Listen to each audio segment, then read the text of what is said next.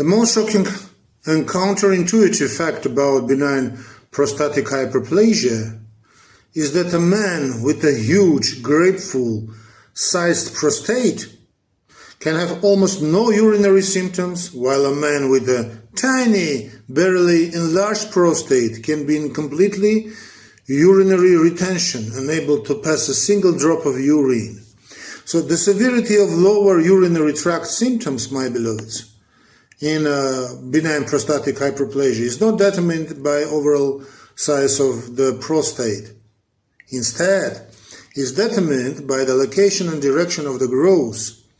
This hyperplasia is not a uniform swelling. It involves the growth of nodules, primarily in the transitional zone of the prostate, which is the area that directly surrounds the urethra. So bad growth. A very small nodule that grows inward and directly compresses the urethra can cause severe obstruction and debilitating symptoms.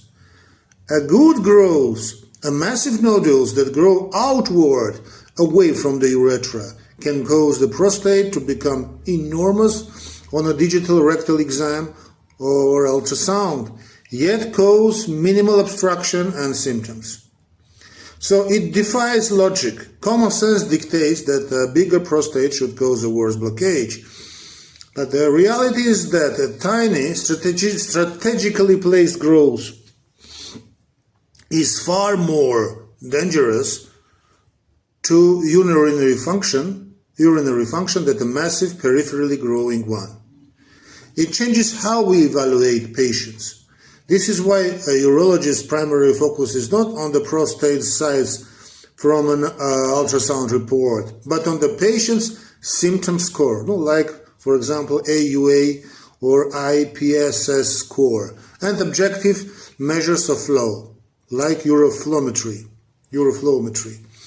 So the patient's experience is more important in this case, my beloveds, than the anatomy.